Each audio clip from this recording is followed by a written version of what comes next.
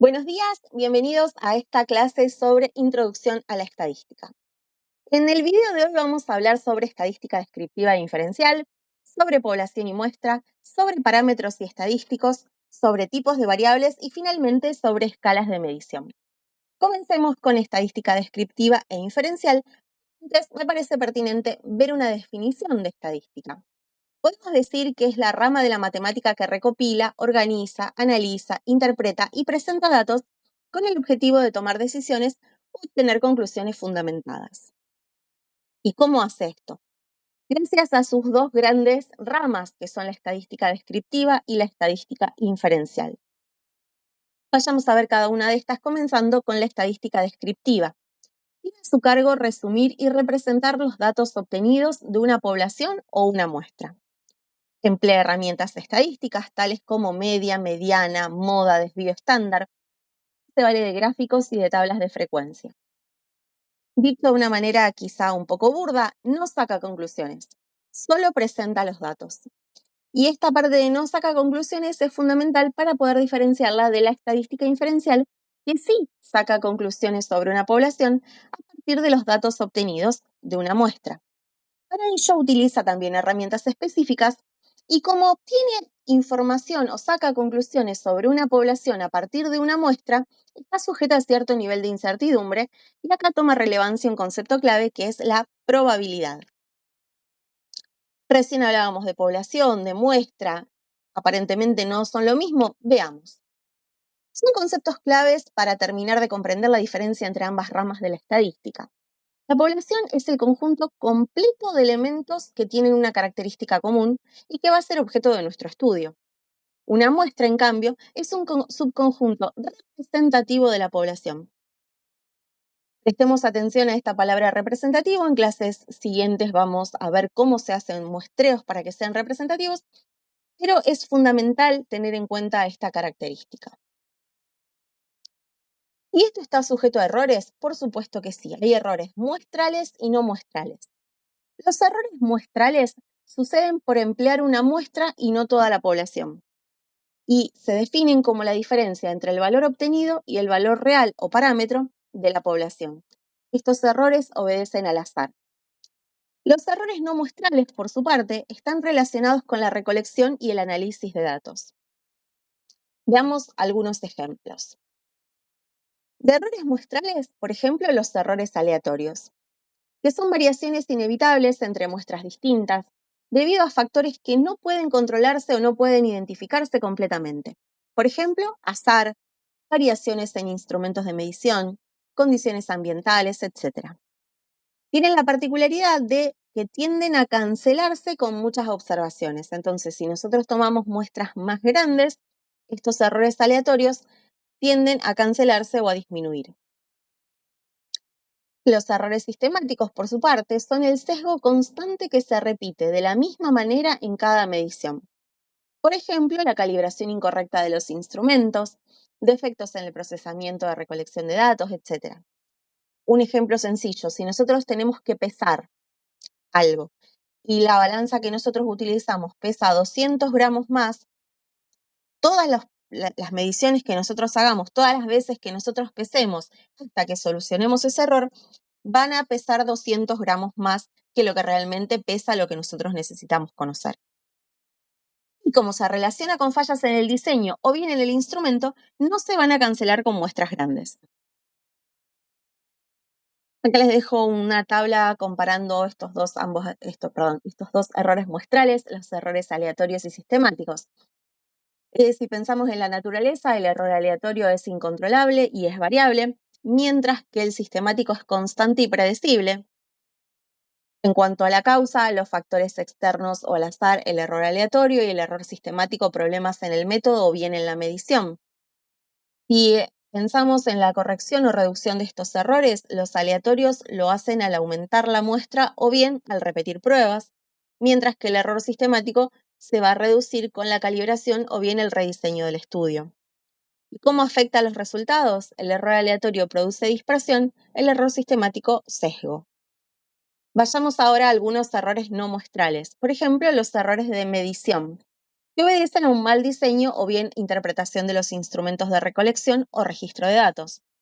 En este caso no obedecen al azar, sino, por ejemplo, a errores del encuestador, errores del encuestado, errores en los instrumentos de medición, error en el procesamiento, etc. En este punto es muy importante la capacitación del personal, ya que como parte de los errores de medición está el error del encuestador o del procesamiento, si nosotros capacitamos correctamente a nuestro personal vamos a disminuirlos de alguna manera. También tenemos errores de cobertura. ¿Qué son los errores de cobertura? Cuando alguna unidad experimental que debía ser incluida no fue, o viceversa. Existe la subcobertura, la sobrecobertura y también la cobertura duplicada. En este caso implica sesgos en la estimación por imposibilidad de generalizar los resultados. También existen los errores no muestrales por no respuesta. Es cuando las personas seleccionadas no cumplen con ninguna pregunta o bien con algunas.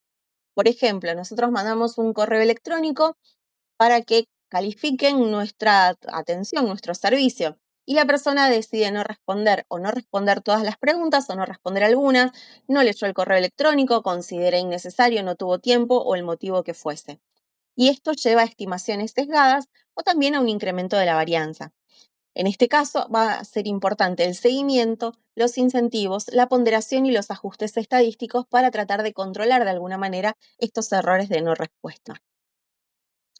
También existen errores de procesamiento, que, como su nombre lo hace suponer, son las fallas durante la etapa de manejo de datos. Por ejemplo, ingreso de datos, codificación, edición o imputación, tabulación, pesos o estimaciones. Si nosotros cometemos errores en alguno de estos puntos, vamos a tener errores de procesamiento.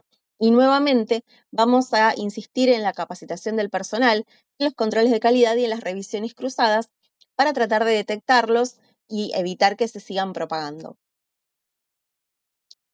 Nuevamente, para terminar con esta parte de la clase sobre errores no muestrales, les dejo una tabla que compara los errores de medición, de cobertura, de no respuesta y de procesamiento, analizando la naturaleza, la causa, la corrección o reducción y el efecto en los resultados.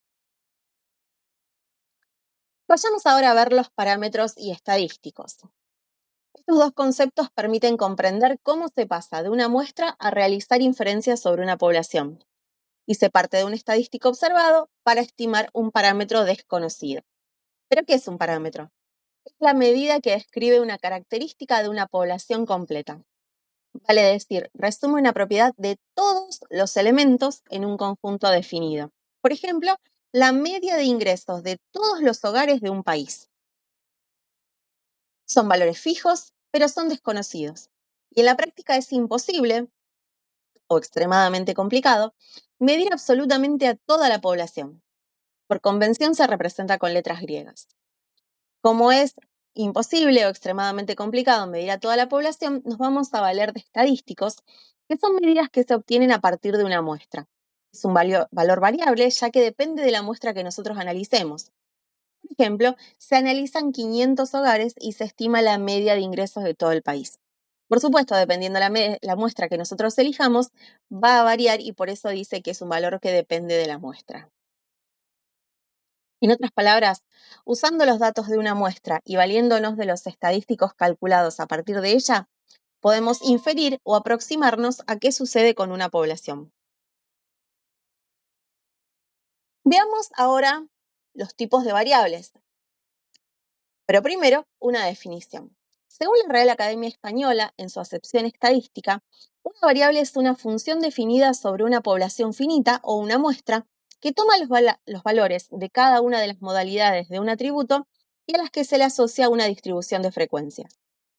Dicho en otras palabras, es una característica, cantidad o atributo que puede variar entre los elementos de una población o bien de una muestra. ¿Y cómo las podemos clasificar? De diferentes maneras. Por ejemplo, según su naturaleza, podemos hablar de variables cualitativas o cuantitativas. Según el rol que tomen en nuestro estudio, en nuestra investigación, van a poder ser variables independientes, dependientes o intervinientes. Las vamos a poder clasificar según la escala de medición en nominales, ordinales, de intervalo y de razón. Veamos un poquito más en profundidad cada una de estas clasificaciones. Las variables cuantitativas o numéricas representan cantidades y van a poder ser discretas o continuas dependiendo si pueden tomar ciertos valores o si puede asumir cualquier valor dentro de un intervalo. Van a ser discretas cuando solamente puedan tomar ciertos valores. Número de hijos, cantidad de casas en una cuadra. Cosas que no pueden tener infinitos decimales o infinitos valores dentro de un segmento. En cambio, una variable continua sí puede asumir cualquier valor dentro de un intervalo, por ejemplo, la altura de una persona, por ejemplo, el peso de una persona. Y la precisión o la cantidad de decimales que va a poder tomar va a depender de la precisión de nuestro instrumento. Pero en realidad puede tomar cualquier valor dentro de un intervalo. También tenemos variables cualitativas o categóricas, que las podemos definir como cualidades o atributos, y estas pueden ser nominales o ordinales.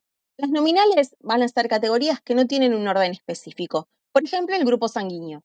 Nosotros sabemos que existen 4 tipos de grupos sanguíneos, el 0, el A, el B y el AB.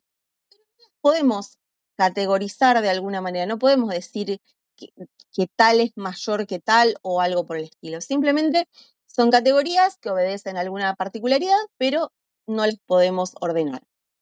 En cambio, las ordinales sí tienen un orden entre categorías. Por ejemplo, los grados de satisfacción. Si bien utilizamos números para los grados de satisfacción, nosotros decimos del 1 al 10 qué tan conforme estás con nuestro servicio, no nos podemos considerar variables cuantitativas, sino cualitativas ordinales.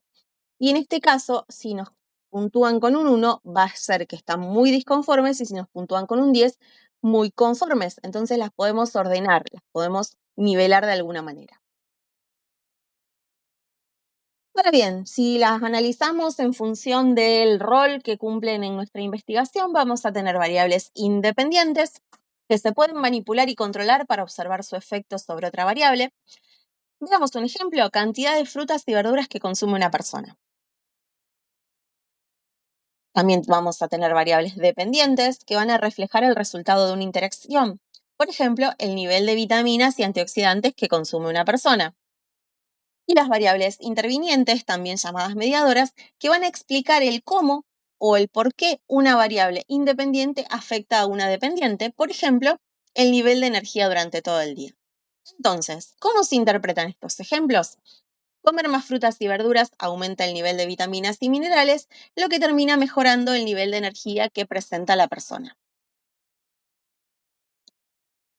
Y también las podíamos clasificar como nominales, que categoriza datos sin un orden entre las categorías, vale decir, identifican o diferencian elementos, por ejemplo, el color de ojos.